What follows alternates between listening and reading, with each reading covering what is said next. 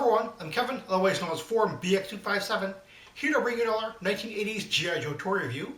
And today I'll be taking a look at the Cobra Winter Operations Light Fighting Vehicle, the 1987 Cobra WOLF, and its driver, an Ice-Viper. Now before I get into the history of the toy, I'd like to make a note that the acronym I just gave actually comes from the packaging box. However, on the toy itself, there is a sticker with the acronym on it, but it says Winter Operations Land Fighter. I'm not quite sure why there's a difference there. The Cobra WOLF makes its first appearance in the old Marvel comic run in G.I. Joe issue number 67, but that's more or less a cameo background appearance. In issue 68, it makes a full appearance, and the Ice-Viper makes an appearance in that issue as well. Like a lot of 1987 and 1988 figures and vehicles, there were no cartoon appearances for these, which is really rather unfortunate because this is Cobra's very first actually winter vehicle.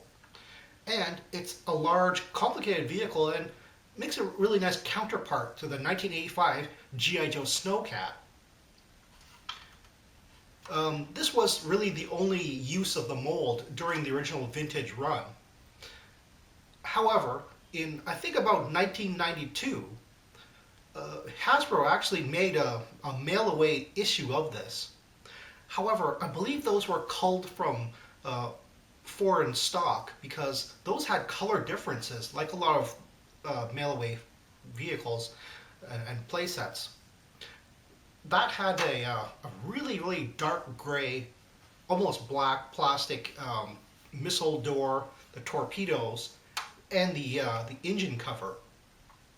I remember those not being particularly, popular because, you have a winter vehicle with all those black parts on it. However, it has become quite rare and it's very hard to find now.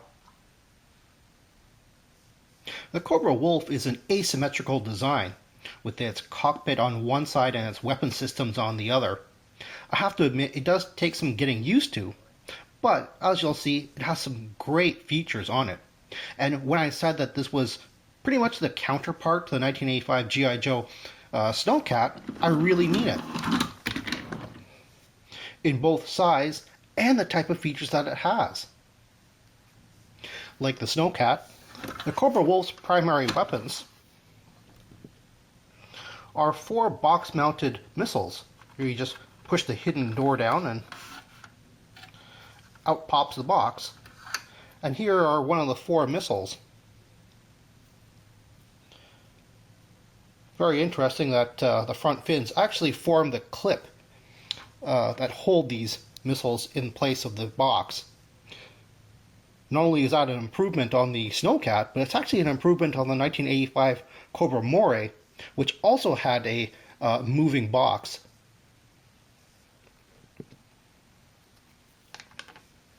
And, just like the Snowcat again, we have 2 removable ski-pedos, or ski-mounted torpedoes. Unlike the Snowcat, however, this is all one-piece design. As a matter of fact, I'm sort of missing the number stickers. They would have been numbered 1 and 2. If this design looks a bit familiar to you, that's because this design was reused in 2009's G.I. Joe Rise of Cobras, an accessory for the carded Ice-Viper. That piece was his missile launcher. I've always been curious to know whether that would actually fit into the slots on the Cobra WOLF, but I've never actually bought it to try it out. With the door facing down, it slides and it locks back. All you have to do is just push it forward, unlock it, and the whole thing just kind of slides off. A neat little feature. I'm not really sure if that was meant to do that though. Unlike the Snowcat, however, we have an anti-personnel machine gun here, which rises and lowers. It actually kind of ratchets a little bit. but it's the angle is kind of funny. Of course, it swivels all the way around. And the Wolf is a half-track, just like the Snowcat again. However, instead of front wheels, we have these front skis instead. There aren't even any simulated wheels underneath here. Interestingly enough, you can actually have this on all four of the skis by pushing in the tracks. Now the tracks are actually very, very difficult to do. They're on not only on a hinge, but there's actually a little ball socket here, which helps keep it rigid in its open position. The problem is that it's a little too hard for me to fold in, and it really does feel like I'm cracking that off here. So that's what it looks like in its folded up position. Of course, when you're folding it back out, it's perfectly easy to do. It's actually something I wouldn't recommend anybody to do if they're not really sure about the tolerances on their plastic. Like if they think it's a little bit brittle, this part probably will crack off if you fold that in. I'm assuming that you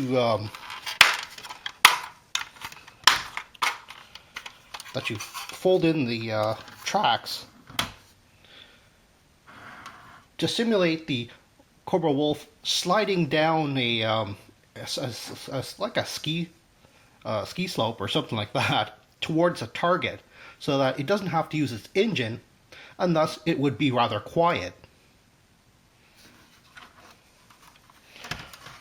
One very interesting thing, however, is even though this has a lot of foot pegs on the sides here, they're all very close together, and it's kind of awkward having these are actually 5 foot pegs here.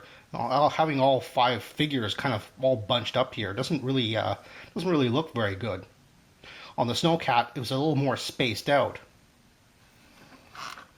One very interesting thing, however, is just like the Snowcat again, you can have 2 people in the driver areas, but they're separated.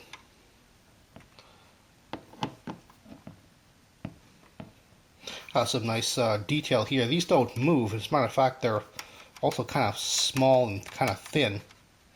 I'd be very careful about putting figures' hands on these, as they might crack off. Not so bad for the back portion, which only has a single joystick. This seems a bit more rigid, actually. And these skis are totally removable, and because they have the foot peg still on them,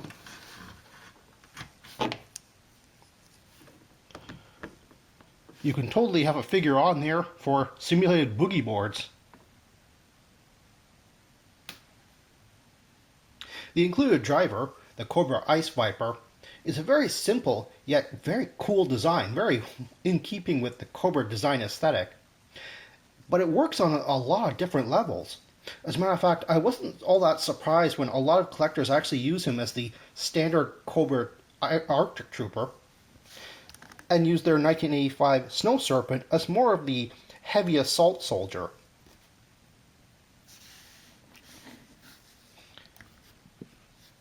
The Ice-Viper comes with a removable helmet, which I'm more inclined to actually put it down like that, even though I'm pretty sure it is actually supposed to be raised up.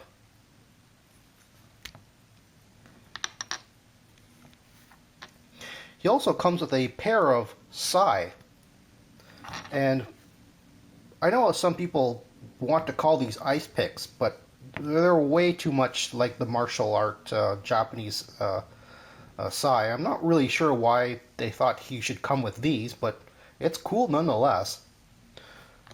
They fit on the side of his legs like that. The clip, however, doesn't really fit these very well. The sides themselves are kind of rubbery, meaning that they don't really stay in very well. they fall off very easily.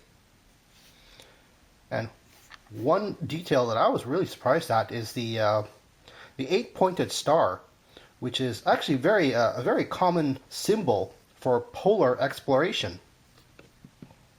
Something that I would actually kind of expect a G.I. Joe to have rather than a Cobra. I hate to admit it, but despite my love for all the Arctic G.I. Joe toys, I was reluctant to pick up this vehicle at first due to its strange design. With the cockpit bulge on one side and the flat weapons section on the other, it reminds me of a home telephone. The bulge being the receiver and the flat missile door being a number pad. Jokes aside, I'm really glad I picked up this solid toy. It really becomes a nice centerpiece to a Cobra Arctic display. Personnel carrier, heavy forward strike vehicle, or light patrol vehicle if you remove the aggressive looking ski pedos on top and keep the missile door closed. The Cobra WOLF covers a lot of bases. The engine cover on the back looks like it's removable, but it's not meant to be, because there's no engine detail beneath. It was probably molded as a separate piece to better fit in the box. Mine is still loose because I'm not confident that the tabs that lock it in place can handle the stress anymore, but that's just my example. I mentioned the Cobra WOLF gliding silently downhill on all four skis, but forgot to mention the jet intake and thruster-like details molded on the sides. It isn't mentioned on the box back or blueprint, so I'm not sure if they are meant to propel the vehicle when it's in ski mode, but it seems like a good idea. Like the Cobra WOLF, the Ice-Viper was also separately available through mail order in a 1989 set with the Motor Viper and Iron Grenadier's ferret. Overstock from this promotion became exclusives for a 1993 G.I. Joe convention, so for a while all three were easy to find still sealed on their red bubbles. Supplies have since dried up, and the Ice-Viper, the most sought after of the three, is the hardest to find. Well, that's all the time I have right now. Please check out my Facebook page for more information and behind-the-scenes photos for these reviews. Thank you for watching this video, and stay tuned for next time to see another 1980s G.I. Joe toy review. See you then.